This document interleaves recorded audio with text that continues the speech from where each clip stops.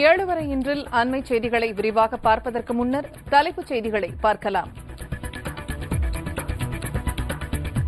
ராஜினாமா முடிவை திரும்பப் பெற்றார் அத்வானி. பிரச்சினை முடிவுக்கு வந்துள்ளதாக பாரதிய ஜனதா தலைவர் ராஜ்நாத் சிங் அறிவிப்பு.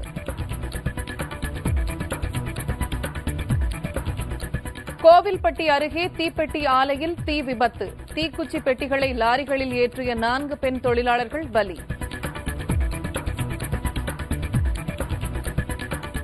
ஐபிஎல் சூதாட்ட புகாரில் கைது செய்யப்பட்ட விக்ரம் அகர்வாலுக்கு 2 நாட்கள் போலீஸ் காவல். சென்னை சைதாப்பேட்டை குற்றவியல் நீதிமன்றம் உத்தரவு.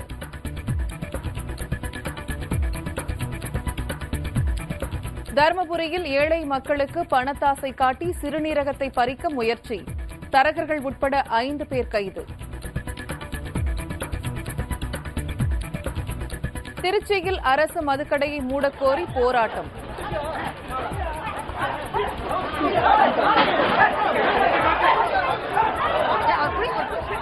ஆர்ப்பாட்டம் நடத்தியவர்கள் மீது போலீசார் தடியடி. மாவோயிஸ்ட் தாக்குதலில் படுகாயமடைந்த முன்னாள் மத்திய அமைச்சர் வி.சி. சுக்லா மரணம். பிரதமர் மன்மோகன் சிங் உள்ளிட்ட தலைவர்கள் இரங்கல். பாரதிய ஜனதாவின் அனைத்து பொறுப்புகளில் இருந்தும் அத்வானி விலகுவதாக அறிவித்தது மூத்த தலைவர்கள் மற்றும் RSS தலைவர் ஆகியோரது வேண்டுகோளை ஏற்று தனது முடிவை திரும்பப் பெற்றுள்ளார். இதுகுறித்து நமது செய்தியாளர் கணபதி தரும் கூடுதல் தகவல்களை இப்போது பார்க்கலாம். கணபதி, இப்ப பாரதிய ஜனதா தலைவர்களின் வேண்டுகோளை அத்வானி ஏற்றது எதனால? இதுகுறித்து கட்சி நிர்வாகிகள் என்ன தெரிவிச்சாங்கன்னு சொல்லுங்க. நிச்சயமாக, அதாவது வேற வழி இல்லை என்கிற ஒரு சூழ்நிலை ஏற்பட்ட காரணத்தால் அத்வானி தனது ராஜினாமாவை திரும்ப பெற்றுக் கொள்வதற்கு சம்மதம் தெரிவித்திருக்கிறார். இன்று காலையிலிருந்தே பாரதிய ஜனதா கட்சியின் தலைவர்கள், RSS தலைவர்கள் அவருடன் தொடர்பு கொண்டு பேசிக் கொண்டிருந்தார்கள்.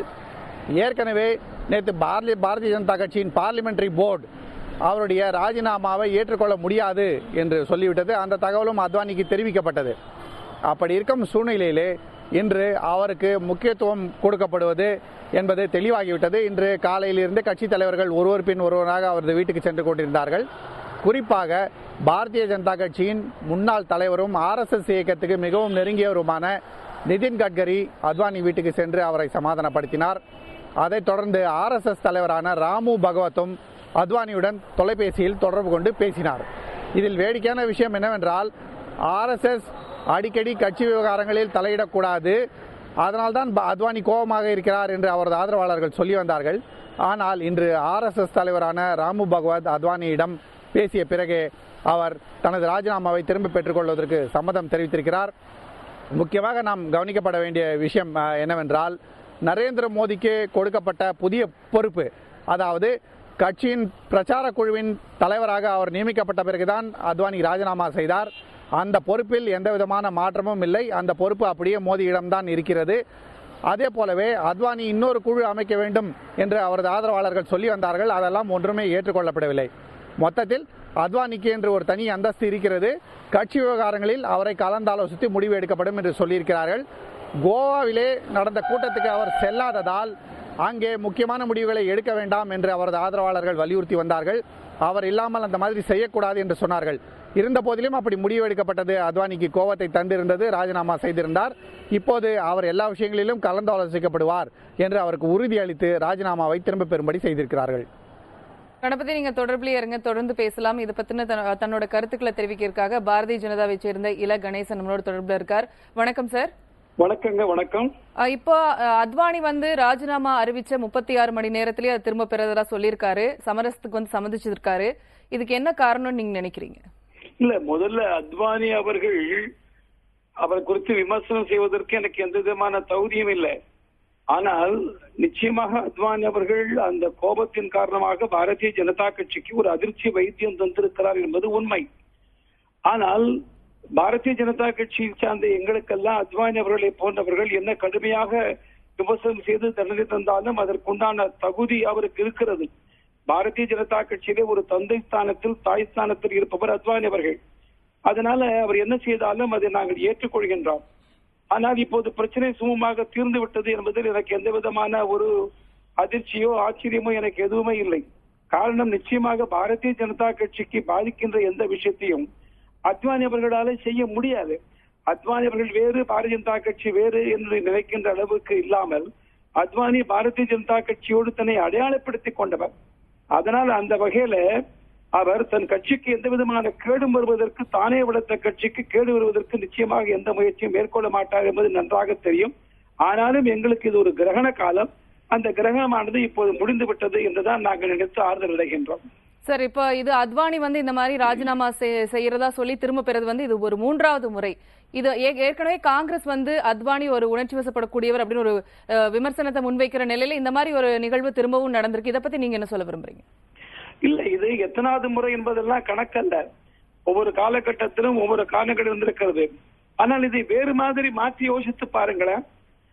வேறு ஏதாவது ஒரு கட்சியில முதல் ஸ்தானத்தில் இருக்கிற ஒரு நபருக்கு எதிராக ஒரு கட்சி ஒரு முடிவெடுக்க முடியுமா? பாரதிய ஜனதா கட்சி மாத்திரம்தான் மக்களுடைய கருத்து என்ன என்பதை உணர்வு கொண்டு, பெருவாரியாக 90%, 99% தொண்டர்களது உணர்வு என்பதை புரிந்து கொண்டு பாரதிய ஜனதா கட்சி ஒரு முடிவெடுத்திருக்கிறது.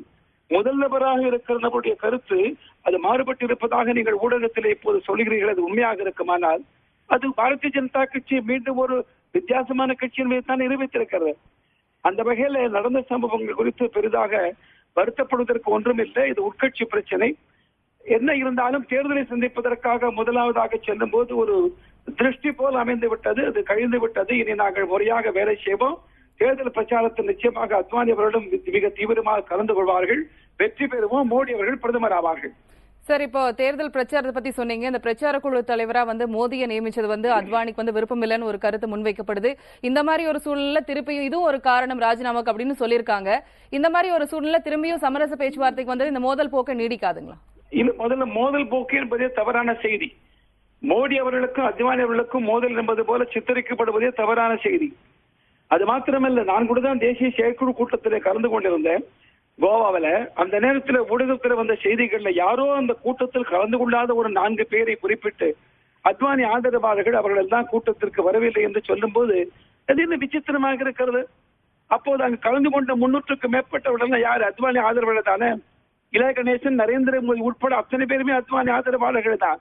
அதனால இங்க அத்வானி ஆதரவாளர்கள், மோடி ஆதரவாளர் என்பதாக இரு பிரிவு பாரதிய ஜனதா கட்சியில் இருக்கிறது என்பதாக சொல்லப்படுவதே முதலில் தவறு. அனைவரும் பாரதிய ஜனதா கட்சியை சார்ந்தவர்கள், அனைவரும் அத்வானி ஆதரவாளர்கள். மக்கள் கருத்தின்படி மோடி பிரதமராக வேண்டும் அல்லது மோடி பிரச்சார குழு தலைவராக வேண்டும் என்று ராஜ்நாத் சிங் அறிவித்த அறிவிப்பை ஒட்டுமொத்த கட்சி ஏற்றுக்கொண்டிருக்கிறது. இப்ப நீங்க பேசும்போது கூட சொன்னீங்க மோடி பிரதமர் வேட்பாளராக கூடும் அப்படிங்கிற அந்த மாதிரி சொன்னீங்க. இப்படி இருக்கும்போது அத்வானிக்கு அந்த மாதிரி வாய்ப்பு இல்லைன்னு சொல்ல வரீங்களா?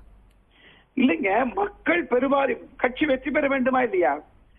பெருவாரியான மக்களது கருத்து என்ன இருக்கிறது, தொண்டன் கருத்து என்ன இருக்கிறது என்பதை மனதில் வைத்துத்தான் முடிவெடுப்போம். ஆனால் இப்ப அறிவித்த அறிவிப்பு என்பது பிரச்சார குழுவுக்கு தலைமை தாங்குவதாக நரேந்திர மோடி அறிவித்திருக்கின்றார்.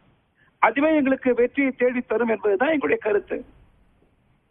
உங்களுடைய கருத்துக்களை எங்களோட பகிர்ந்துகிட்டதுக்கு மிக்க நன்றி சார். தொடர்ந்து இது தொடர்பான அத்வானி ராஜினாமை திரும்ப பெற்றது தொடர்பான கருத்துக்களை பகிர்ந்து கொள்வதற்காக காத்திருக்கிறார் இந்திய கம்யூனிஸ்ட் கட்சியின் தேசிய செயலாளர் டி ராஜா. வணக்கம் சார். வணக்கம். இப்ப அத்வானி இந்த மாதிரி ராஜினாமா செய்யறதா சொல்லி திரும்ப பெற்றிருக்காரு. இந்த முடிவு 36 மணி நேரத்துல அந்த முடிவை திரும்ப பெற்றிருக்காரு. சமரச பேச்சுவார்த்தைக்கு ஒத்துழைச்சிருக்காரு. இதை பத்தி நீங்க என்ன சொல்ல விரும்புறீங்க? பாரதிய ஜனதா கட்சியில் நடைபெற்ற இந்த நிகழ்வுகள் அனைத்தும் உட்கட்சி பிரச்சனைகளாக இருந்திருக்க வேண்டும். ஆனால் மக்கள் மன்றத்தில் விவாத பொருளாக அவை மாறிவிட்டதே அந்த கட்சியின் லட்சணத்தை இன்றைக்கு மக்களிடம் அம்பலப்படுத்தி இருக்கிறது. அந்த கட்சி எப்படி உள் முரண்பாடுகளை கொண்டிருக்கிறது என்பதை காட்டியிருக்கிறது. எல்லாவற்றுக்கும் மேலாக பாரதிய ஜனதா கட்சி என்பது ஒரு வலதுசாரி அரசியல் கட்சி. அந்த கட்சி RSS என்கிற ஒரு அமைப்பினுடைய அரசியல் பிரிவாகத்தான் செயல்படுகிறது. RSS சித்தாந்தம் என்பது இந்தியாவில் ஒரு மதவெறி அரசியலை முன்கொண்டு செல்வது, ஒரு மதவாத ஆட்சி அமைப்பை உருவாக்குவது, இந்துத்துவா என்கிற பெயரில், இந்து ராஷ்டிரா என்கிற பெயரில் ஒரு மதவாத ஆட்சி அமைப்பை நிலைநிறுத்துவதுதான் RSS சித்தாந்தமாக இருக்கிறது. மக்களை பிளவுபடுத்துவது, மக்களை மோதவிடுவது என்ற ஒரு பிரிவினை கொள்கைதான் RSS கொள்கையாக இருந்து வருகிறது. இந்த RSS அமைப்பினுடைய ஒரு அரசியல் பிரிவாகத்தான் பாரதிய ஜனதா கட்சி செயல்படுகிறது. எனவே பாரதிய ஜனதா கட்சியில் எது நடந்தாலும் அது கட்சி ரீதியாக அணுகப்படுவதில்லை, கட்சி ரீதியாக அந்த பிரச்சனை தீர்க்கப்படுவதில்லை. RSS தலையிட்டு பாரதிய ஜனதா கட்சி என்ற அரசியல் கட்சி இதை தான் செய்ய வேண்டும், இதை செய்ய வேண்டும், இதை செய்யக்கூடாது என்று அவர்கள் ஆணையிடுகிறார்கள். RSS ஆணைக்கு உட்பட்டு தான் அங்கு அனைத்தும் நடைபெறுகின்றன. இன்றைக்கு அத்வானியினுடைய ராஜினாமா, அந்த ராஜினாமாவை ஒட்டி ஏற்பட்ட நெருக்கடி, அந்த நெருக்கடி தீர்க்கப்பட்ட விதம் அனைத்தும் RSS இன்றைக்கு பாரதிய ஜனதா கட்சியினுடைய உள் விவகாரங்களையே இன்றைக்கு வழி நடத்துகிறது, திட்டமிட்டு உத்தரவிட்டு செயல்படுத்துகிறது என்பதை தான் காட்டுகிறது. இதை மக்கள் புரிந்து வருகிறார்கள். மக்களை இன்றைக்கு யாரும் ஏமாற்றி விட முடியாது. எனவே மக்கள் முன்னால் ஏதோ தாங்கள் ஒரு வித்தியாசமான ஒரு அரசியல் கட்சி என்று மார்த்தட்டி கொண்ட பாரதிய ஜனதா கட்சி இன்றைக்கு மக்கள் முன்பு பெரிய அளவிற்கு அம்பலப்பட்டு அது எந்த அளவிற்கு ஒரு அரசியல் கட்சி என்ற முறையில் செயல்படாமல் RSS ஒரு அரசியல் பிரிவாக செயல்படுகிறது என்பதை இன்றைக்கு மக்கள் புரிந்து கொள்கிற அளவில் இந்த நெருக்கடி அம்பலமாக இருக்கிறது. நிச்சயமாக உங்களுடைய கருத்துக்களை எங்களோட பகிர்ந்துகிட்டதுக்கு மிக்க நன்றி சார்.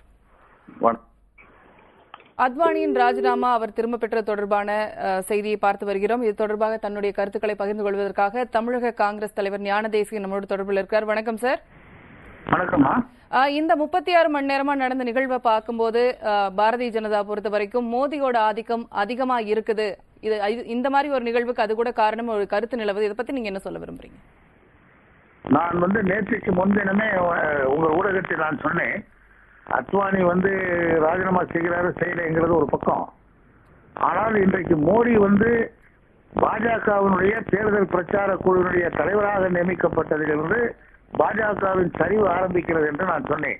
அதில் எனது கருத்தை நான் மாற்றிக்கொள்ளவில்லை. இன்றைக்கும் அதே கருத்திலே தான் நான் இருக்கிறேன். அத்வானி ராஜினாமா, பிறகு ராஜினாமாவை திரும்ப பெறுவது என்பதெல்லாம் பாஜகவினுடைய முரண்பட்ட கொள்கைகளையும் அவர்களுடைய எதிர்மறை செயல்களையும் காட்டுகிறது. தேர்தல் வருகிற நேரத்தில் ராமர் கோயில் கட்ட வேண்டும் என்று குரல் கொடுப்பார்கள், இந்துத்துவ கொள்கையை கையில் எடுப்பார்கள். தேர்தல் முடிந்த பிறகு மதசார்பற்ற ஒரு நிலைப்பாட்டை பாஜக கடைபிடிக்கும் என்பார்கள். எல்லா மக்களும் ஒன்றாக இருக்க வேண்டும் என்று சொல்வார்கள். ஆகவே இது அத்வானியுடைய ராஜினாமாவோ அத்வானியுடைய ராஜினாமா வாபஸோ இந்த நிலைப்பாட்டில் இருந்து மாறுபட்ட நிலைப்பாடு அல்ல. அவர்களுடைய ஏற்கனவே பாஜக வகுத்திருக்கிற பல முறைகளில் இது ஒரு முறை. ஆகவே அவர் ராஜினாமா செய்தாலும் மோடி வெற்றி பெறப் போவதில்லை, ராஜினாமாவை வாபஸ் வாங்கியதாலும் மோடி வெற்றி பெறப்போவதில்லை. கண்டிப்பா உங்களோட கருத்துக்களை எங்களோட பகிர்ந்துகிட்டதுக்கு மிக்க நன்றி சார். இது தொடர்பாக தன்னோட கருத்துக்களை பகிர்ந்துக்கிறதுக்காக தொலைபேசி தொடர்பில் காத்திருக்கிறார் ஞானி. வணக்கம் சார். வணக்கம், சொல்லுமா சார். இப்போ இந்த நிகழ்வு, அதாவது அத்வானி ராஜினாமா, இது ஒரு 3வது முறையா ராஜினாமா செய்யறதா சொல்லி திரும்ப பெற்றிருக்காரு. இதை பத்தி உங்களோட கருத்து என்ன? அதாவது RSS தலைவர் மோகன் பகவத் அவரோட போன்ல தொலைபேசி மூலமா தொடர்பு கொண்டு பேசினதுக்கு அப்புறம் இவர் சமரச முடிவுக்கு வந்திருக்காரு. இதை பத்தி நீங்க என்ன சொல்ல விரும்புறீங்க? இல்ல, நேற்றும் நான் இதை பற்றி விவாதிக்கிற போது அதே கருத்து தான் நானும் இருக்கிறேன். RSS தானே எல்லாத்தையும் தீர்மானிக்கிறது. அப்படி தீர்மானிக்கிற போது 2 அம்சங்களை நாம் பார்க்க வேண்டும். கடந்த 20 ஆண்டு காலமாக RSS உடைய கொள்கையை நிறைவேற்றுவதற்கு அரசியல் ரீதியாக உகந்த மனிதராக அவர்கள் அத்வானியை தேர்ந்தெடுத்து வைத்திருந்தார்கள். அவர்தான் ராமருக்கான கோவிலுக்கான யாத்திரை நடத்தினார், அயோத்தியிலே பாபர் மசூதி இடிப்பை முன்னின்று நடத்தி காட்டினார். இவையெல்லாம் பாஜக என்ற அரசியல் கட்சிக்கு அரசியல் ஆதாயத்துக்கு பயன்பட்டவை. எனவே அவர் RSS கொள்கையை நிறைவேற்றுவதாக அத்வானி இருந்து வந்தார். இப்போது அவருக்கு 86 வயது ஆகிறது. அடுத்த கட்டத்தில் அடுத்த 20 ஆண்டுகளுக்கான தலைவராக அவர்கள் மோடியை தேர்ந்தெடுத்திருக்கிறார்கள். மோடி அத்வானியோட 20 வயது இளையவர். எனவே அவர்கள் அடுத்த 20 ஆண்டுக்கு மோடியை தேர்ந்தெடுத்திருக்கிறார்கள். வாஜ்பாய் இடையிலே சமரசமான ஒரு ஏற்பாடாக இருந்தவர். இப்போது அப்படிப்பட்ட ஒரு முகம் எதுவும் பிஜேபியிடம் கிடையாது. இந்த சூழலில் மோடியை தான் RSS முன்னிறுத்த முடியும். இப்படி நிறுத்துகிற போது அத்வானிக்கு மூத்த தலைவர் தனிப்பட்ட முறையில் இருந்த வருத்தத்தை அவர் தெரிவிப்பது ஒரு பகுதி. 2வது பகுதி, அத்வானி இந்திய தேசிய முதலாளிகளுடைய ஆதரவு பெற்றவர். அதனால சுதேசி பொருளாதார கொள்கையை பக்கம் நிற்கக்கூடியவர். ஆனால் மோடி தாராளமய பொருளாதார கொள்கை பக்கம் நிற்கக்கூடியவர், சர்வதேச கம்பெனிகளுக்கு சார்பாக நிற்கக்கூடியவர், கார்பரேட் செக்டருக்கு நிற்கக்கூடியவர். இன்றைக்கு மோடி பின்னால் தான் கார்பரேட் சக்திகள் இருக்கின்றன. RSS இன்றைக்கு அடுத்த கட்டமாக கார்பரேட் சக்திகள் ஆதரவோடு தான் நாங்கள் அரசியல் காயை நகர்த்த முடியும் என்று தெளிவாக நம்புகிறது. இதைதான் அவர்கள் மோடியை முன்னிறுத்துகிறார்கள். RSS இறுதி லட்சியத்திற்கு இதுதான் சரி, இதை நீங்க ஏற்றுக்கொண்டுதான் ஆக வேண்டும் என்று மோகன் பகவத் அத்வானி கூப்பிட்டு பேசுகிற போது ஒரு RSS தொண்டராக தலைவருடைய உத்தரவுக்கு கட்டுப்படுவதா அத்வானி இத்தனை ஆண்டு காலமாக RSS தொண்டராக பயந்து வந்திருக்கக்கூடிய அவருடைய இயக்க கட்டுப்பாடு. அதனால இடையில சிறிய மனத்தாங்கள் இருந்தாலும் கூட அவர் RSS கொள்கைக்கு உடன்பட்டு போவதுதான் அவர் செய்கிறார். அதனால அவர் ராஜினாமாவை திரும்ப பெற்றுக் கொள்கிறார். RSS இன்றைக்கு சர்வதேச முதலாளிகளுடைய பின்னணியுடன் மோடியை முன்னிறுத்தி தன் இந்துத்துவ கொள்கையை வலியுறுத்துவதற்காக தொடர்ந்து பிஜேபியில இந்த நிலையை மேற்கொண்டிருக்கிறதா இதை ஒட்டுமொத்தமாக நாம் பார்க்க வேண்டும். சார், இப்ப பாரதிய ஜனதா மோடியோட போக்குல தான் போயிட்டு இருக்கு, அத்வானி பின்தங்கியிருக்கார் அப்படின்னு ஒரு கருத்து இருக்கு. இது 2014 பொதுத் தேர்தல எந்த மாதிரி ஒரு பிரதிபலிப்பை கொண்டு வரும்? 2014 பொதுத் தேர்தலில் பாஜகவுக்குள்ள இரண்டு விதமான போக்குகளும் இருக்கும். ஆனால் இப்போதைக்கு வலிமை பெற்றிருக்கக்கூடிய போக்கு என்பது RSS முன்வைத்திருக்கக்கூடிய மோடி சார்பான போக்கு தான். ஆனால் RSS உடன்பாடு இல்லாத அத்வானி ஆதரிக்கக்கூடிய சக்திகள் பலவீனமாகத்தான் இருப்பார் என்பதுதான் நிலைமை. ஆனால் இது பாஜகவுக்குள்ள அவர் இருந்து கொண்டிருப்பது சின்ன சின்ன அளவில் பூசல்களை ஏற்படுத்தி கொண்டிருக்கும். மோடியை முன்னிறுத்துவது பாஜகவுக்கு கூட்டணி கட்சிகளிடையே தொடர்ந்து சிக்கலை ஏற்படுத்தும். இதே எப்படிப்பட்ட கட்சிகள் பாஜகவுடன் கூட்டணி சேருவார்கள் என்பதுதான் இதன் விளைவாக பொறுத்திருந்து பார்க்க வேண்டிய விஷயம். நிதிஷ்குமார் போன்றவர்கள் ஏற்கனவே மோடியை முன்னிறுத்தினால் நாங்கள் வரமாட்டோம் என்று சொல்லியிருக்கிறார்கள். எனவே கூட்டணியாக யாரை சேர்த்துக் கொள்ள முடியும் தான் முக்கியம். இந்தியாவை பொறுத்த மட்டும் பிஜேபி ஆனாலும் சரி, காங்கிரஸ் ஆனாலும் சரி, அவை தனி கட்சிகளாக எந்த மாநிலத்திலும் அதிகாரத்தையோ அதிக எம்பிகளோ பெறக்கூடிய சூழ்நிலையே இல்லை. ஒவ்வொரு மாநிலத்திலும் அவர் வேறொரு கட்சியை நம்பித்தான் இந்த இரண்டு கட்சிகளும் இருந்தாக வேண்டியிருக்கிறது.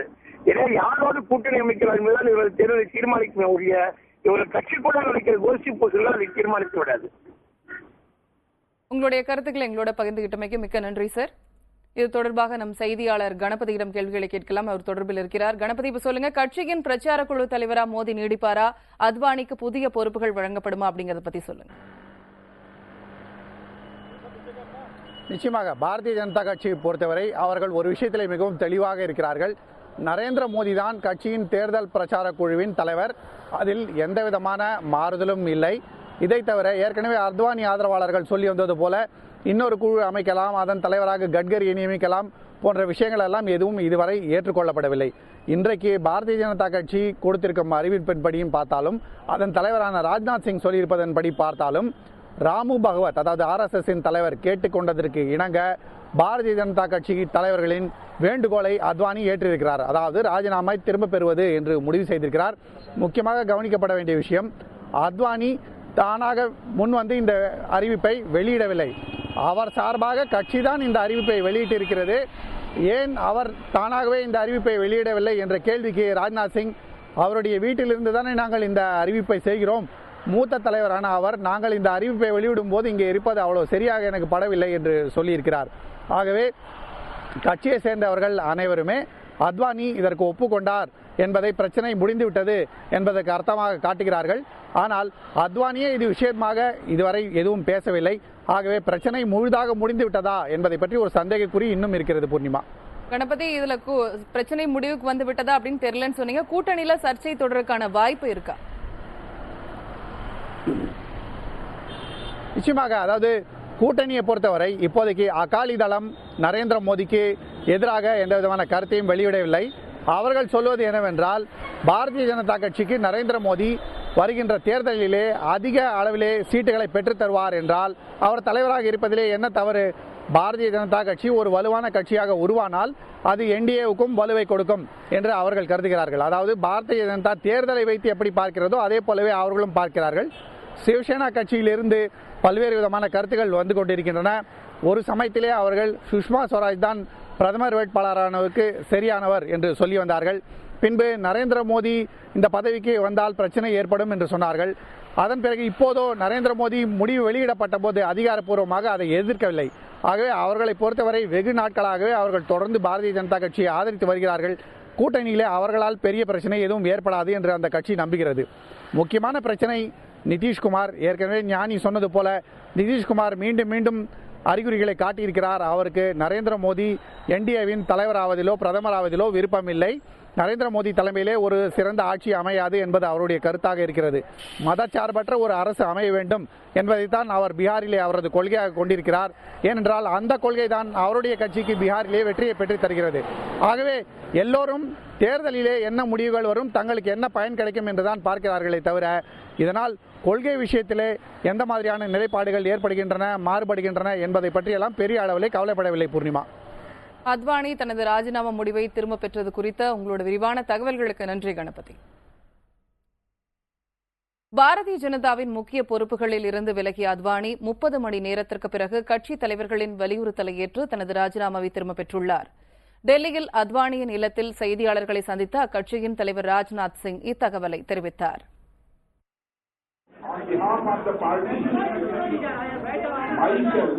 I assure Sri Advani ji that his concerns about the functioning of the party would be properly addressed, and I will discuss the modality of addressing these concerns with Advani ji. Today afternoon, RSS Sarasakachalak Sri Mohan ji Bhagwat spoke to Sri Advani ji and asked him to respect the BJP parliamentary board decision and continue to guide the party in national interest. Sri Advani ji has decided to accept Sri Bhagwat ji advice.